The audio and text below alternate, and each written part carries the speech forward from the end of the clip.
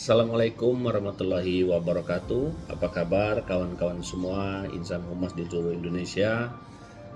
Saya harap semua dalam keadaan sehat ya. Mudah-mudahan kita selalu semangat, selalu bahagia bersama keluarga dan tetap istiqomah ya, tetap berkomitmen dalam rangka memajukan dunia kehumasan. Baik, banyak DM yang masuk ke saya, kemudian jawab pertanyaan-pertanyaan yang masuk ke kolom komentar di video-video saya sebelumnya.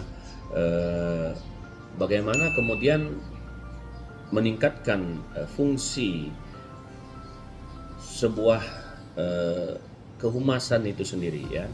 Kadang-kadang sering terjadi bahwa humas ini tidak dianggap gitu oleh organisasi, sehingga ketika citra organisasi itu dipandang kurang baik, terjadi sesuatu lah ya kaitan dengan kinerja organisasi, maka kadang-kadang humasnya selalu disinggung gitu ya. Lalu disinggung dalam arti ini humasnya ini kurang peka, ini kurang bisa untuk bagaimana meramu situasi dan sebagainya. Padahal kadang-kadang yang terjadi ya humas ini tidak difungsikan sebagaimana mestinya gitu ya. Sering banyak pertanyaan bahwa kenapa humas dalam organisasi itu tidak berjalan dengan baik, gitu ya. Ada beberapa permasalahan, maka di pertemuan kali ini saya akan berusaha bagaimana menyampaikan kendala-kendala apa yang sering terjadi yang mungkin menyebabkan citra daripada organisasi kita itu menjadi mungkin kurang baik gitu ya. Oke, sebelum kalian mengikuti video ini, silakan like, subscribe dan berikan kolom pertanyaan ya, masukan di kolom komentar yang mungkin nanti kita bisa bahas di pertemuan selanjutnya. Baik, permasalahan yang pertama kawan-kawan semua, bahwa kenapa humasnya seringkali dalam sebuah organisasi itu dipandang kurang berdaya, kurang memiliki daya.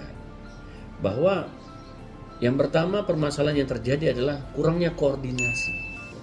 Kurangnya koordinasi antara semua stakeholder yang ada dalam organisasi itu, kita katakanlah manajemen dalam organisasi itu, terhadap bagaimana meningkatkan peran kehumasan ya. Seringkali kurangnya koordinasi ini disebabkan ya banyak hal, bisa secara internal, bisa secara eksternal ya.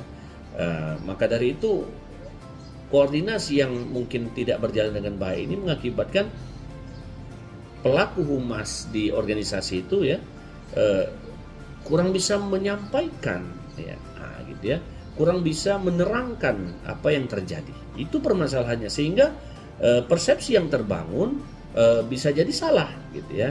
Ketika Anda diminta untuk menyampaikan sesuatu terkait dengan organisasi itu, sementara Anda tidak mengerti apa-apa gitu ya.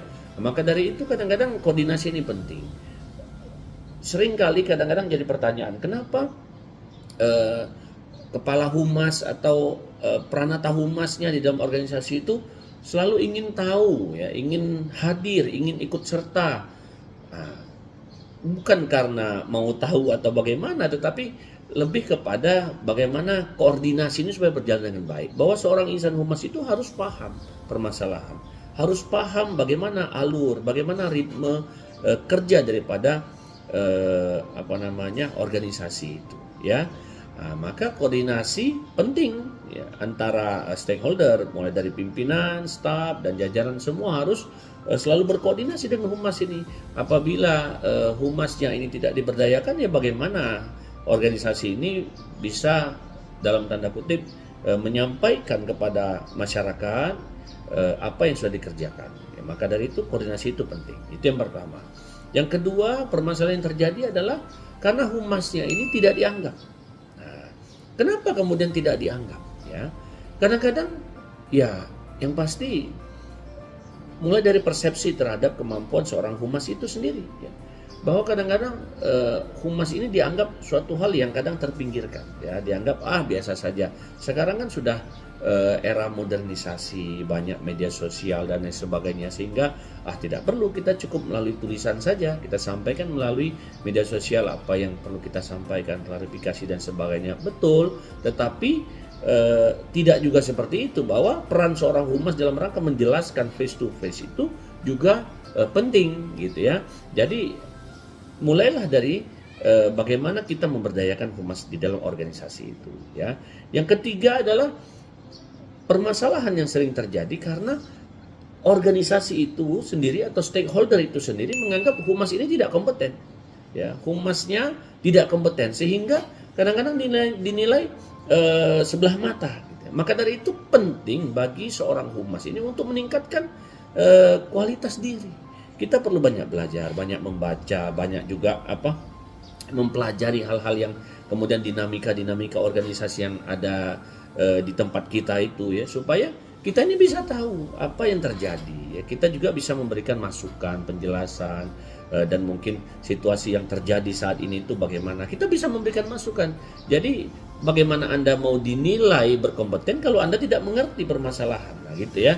Jadi tentunya seorang humas harus banyak membaca, harus banyak literatur ya, harus banyak referensi yang digunakan sehingga stakeholder atau pimpinan manajemen itu menganggap kita ini berkompeten ya. Itu ya. Kemudian yang keempat, permasalahan klasik yang sering terjadi. Kenapa kadang-kadang humasnya ini tidak berdaya? Ya, tentunya sarana dan prasarana yang tidak memadai. Bagaimana Anda bisa membuat nilai daripada apa yang ingin disampaikan? Contoh saja misalnya foto. Ketika foto kita anggap bahwa foto itu bisa berbicara, berarti kualitas foto atau kameranya tentunya harus juga memiliki kemampuan untuk menangkap itu. Ketika sudah difoto satu kali, ketika mau masuk kedua kali harus menunggu loading dulu ya, tentunya di situ letak permasalahan. Maka ketika humasnya mau berdaya, maka lengkapi dengan sarana dan prasarana yang baik. Bagaimana ketika komputer saja tidak ada, sinyal internet tidak ada, ataupun tidak dilengkapi dengan HP-HP yang canggih ya, bagaimana mau humas ini bisa berkreasi dalam rangka membangun citra organisasi ya. Jadi sarana dan prasarana itu penting. Maka bagi stakeholder, pimpinan organisasi, lengkapi humas Anda dengan peralatan-peralatan yang bagus gitu, yang mumpuni gitu ya. Saya ketika di beberapa organisasi saya memimpin, hal yang paling saya pertama kali lakukan dalam rangka meningkatkan citra itu bukan saya ngomong ke sana ke sini, saya beli kamera yang bagus. Saya beli peralatan untuk bagaimana membuat citra diri saya lebih bagus di mata masyarakat melalui penyampaian berupa foto. Jadi media sosial ataupun yang lain sebagainya itu kan hanya perantara dalam rangka menyampaikan informasi.